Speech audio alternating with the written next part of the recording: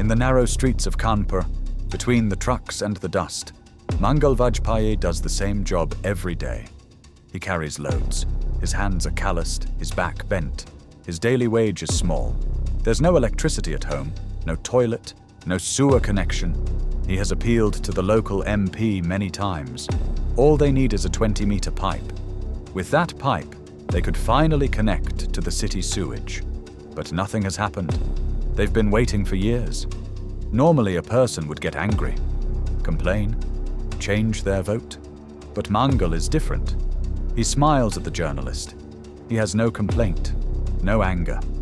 Because he is a Bhakta devotee, a loyal follower of Narendra Modi. Mangal's logic is simple. Even if a dog runs as a BJP candidate, we will make him win. We are not blind, we are faithful. There's another man. He hasn't worn a shirt in 10 years. He never complains about inflation. Everything is fine, he says, and a woman adds, Modi is our God. We worship him. These people are real. These interviews are real. And they are just a few examples. Millions of Indians are the same. Their own lives are miserable, yet they worship Modi. How the answer is both complex and simple systematic brainwashing. A 4-department factory.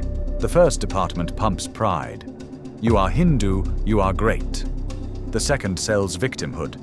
Your ancestors suffered for 1,000 years. The third spreads fear. Now you are in danger. And the fourth reveals the savior. Only Modi can protect you. This video will expose that 4th department, showing how Narendra Modi was turned into a god. From fake stories to a life of luxury, from image building to cult leadership, everything. In 2013, writer Nilanjan Mukhopadhyay published Narendra Modi's biography after years of research. The book contained a story. 6-year-old Modi helping his father sell tea at Vadnagar railway station. A poor family, a hard life, struggle. The story spread quickly. As the 2014 elections approached, it became the BJP's main narrative. The poor tea seller's boy is now a prime minister candidate. A powerful message, especially inspiring for the poor. If he can do it, so can I. In 2015, Modi gave an interview to Time magazine, an international stage watched by the world. He described his childhood. I was born into a very poor family. My early life was lived in poverty. Poverty was my first inspiration. Not just poor, he said, extreme poverty. But the truth was different. When Modi's childhood photos were examined, something strange appeared.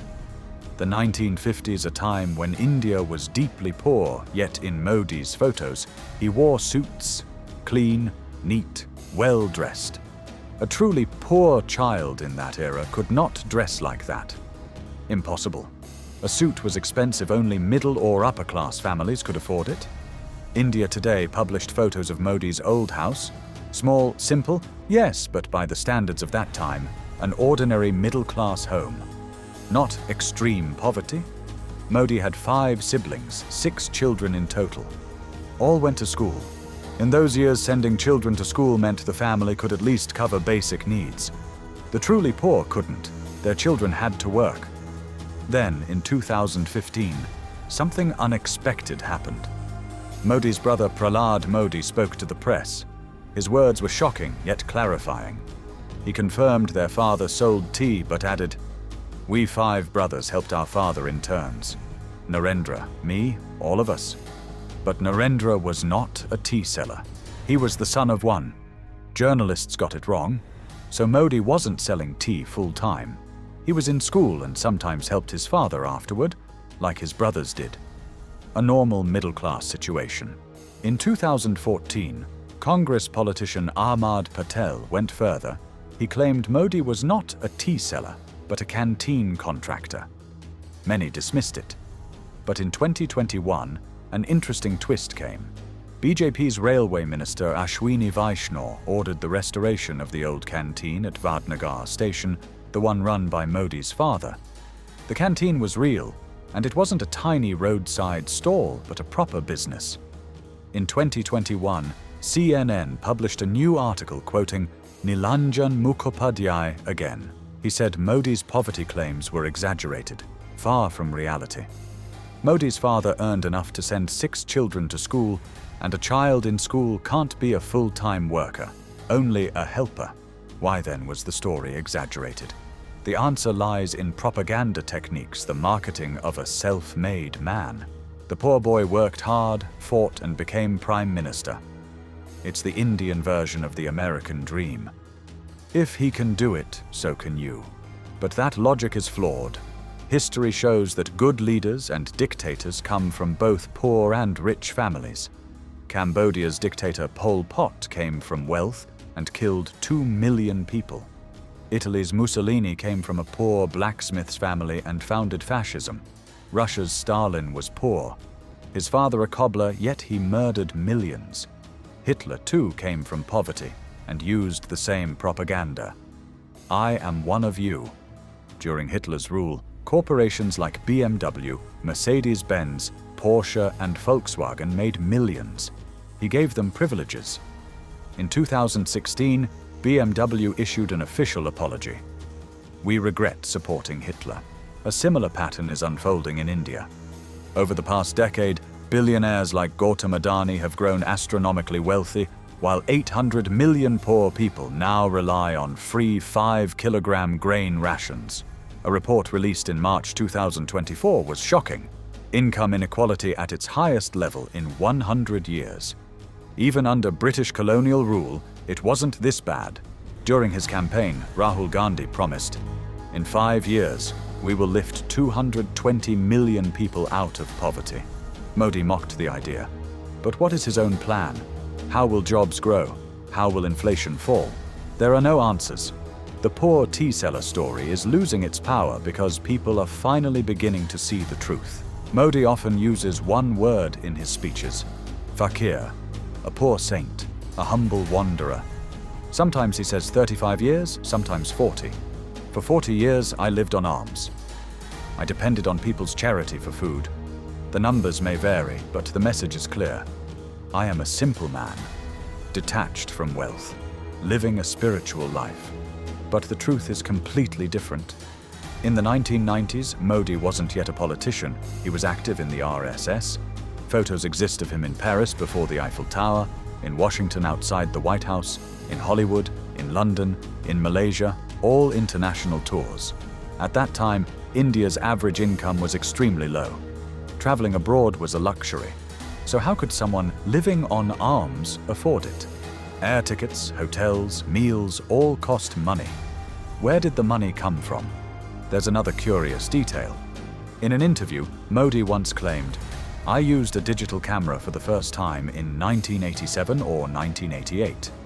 But there's a problem. The world's first commercial digital camera, the Dicam Model 1, was released in 1990, launched in the US. So how did Modi use a product that didn't yet exist? It doesn't make sense. Now fast forward to today, 2025. Modi is Prime Minister, and still he calls himself a poor man. But look at his lifestyle. Sunglasses, Cartier. Price 140,000 rupees, around $1,700. Is there any poor saint in the world wearing 140,000 rupees sunglasses? Car. Mercedes-Benz S600 Guard. Armored, custom built. Price 120 million rupees, about $1.5 million. In 2016 came demonetization, the banknote reform. Modi appeared on TV at midnight. 500 and 1,000 rupee notes are invalid. Everyone must go to the bank and exchange them. The next day, chaos erupted. Endless queues outside banks. The elderly, the sick, ordinary workers, waiting for hours. Even Modi's elderly mother was photographed standing in line. Look, the media said, Modi's mother also waits. How humble, how equal. But Modi himself? He was traveling in his 120 million rupee Mercedes. Compare that with former Prime Minister Lal Bahadur Shastri. He reportedly owned only 2 suits. When they tore, he used the fabric as handkerchiefs. But Modi? During his 2019 visit to the US, he changed clothes 4 times in a single day. The print reported, during his Uttarakhand and Himachal visits, Modi changed outfits 4 times in 8 hours. Times of India wrote, during Ganga rituals, Modi keeps changing costumes. Habali Times made a collage, Modi's fantasy costume collection. India Today published another piece, Modi's 22 different hats. But the biggest scandal is advertising expenditure. In 2022, the Ministry of Information and Broadcasting released the figures. In 8 years, the government spent 64.91 billion rupees on advertising. That's about $780 million. Every single day, 7.1 million rupees just on newspaper ads. Television, Google, Facebook, all separate budgets. And what do these ads show? Modi's face. Everywhere. In newspapers. On radio. On television. At gas stations. On roadside posters. Every government program carries Modi's photograph. Even COVID vaccination certificates featured his image. Singer Jim Morrison once said, "Whoever controls the media controls the mind." That's Modi's exact strategy: flood the space with his face. Be omnipresent. Let people see nothing else.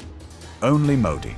Can someone who spends 64.91 billion rupees on self-promotion truly call himself a poor saint? In Pune, a BJP worker built a temple.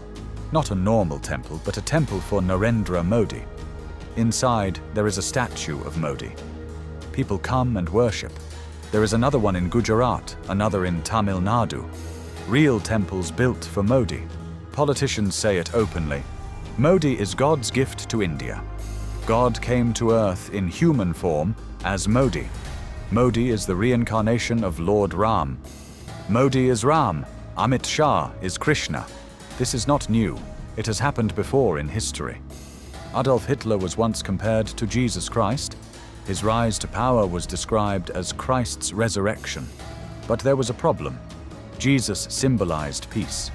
Even while being crucified, he forgave his enemies. Father, forgive them, for they know not what they do. Hitler, on the other hand, sold hate. So how could they make Hitler look like Jesus? The solution was shocking. They rewrote the Bible. They removed the Old Testament and remade Jesus as a warrior who fought the Jews. The same thing is happening in India today. Modi sells hate, but Lord Ram represents kindness, compassion, and empathy.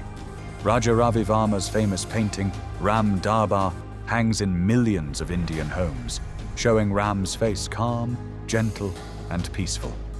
To fix this contradiction, they started changing Ram's image. In recent years, angry versions of Hanuman and Ram have become common.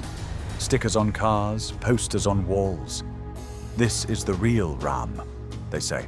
Then the WhatsApp propaganda machine began spreading fake Sanskrit quotes like Himsa Paramo Dharma, meaning violence is the highest duty. But that line exists in no Veda, no Upanishad, no Ramayana, no Mahabharata. It is completely made up, written in Sanskrit-looking words and shared everywhere on WhatsApp.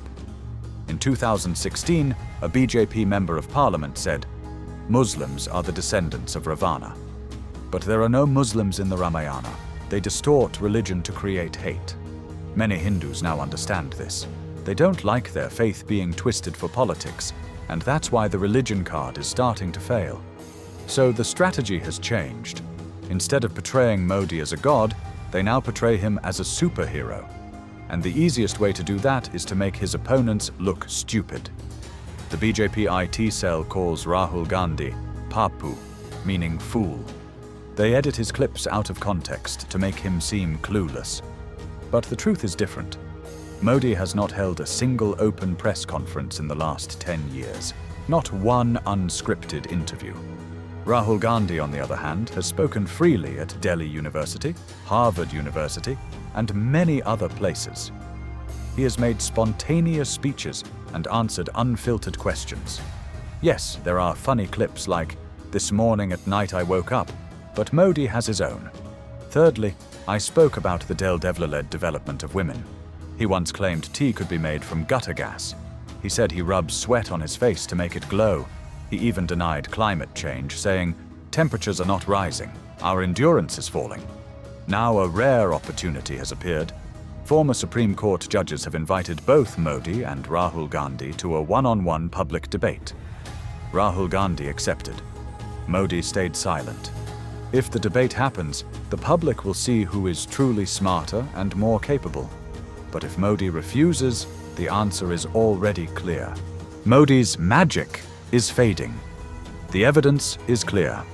In 2022, a record 225,000 Indians renounced their citizenship. If everything is perfect, why are so many people leaving the country? The BJP is now recruiting politicians accused of corruption from opposition parties.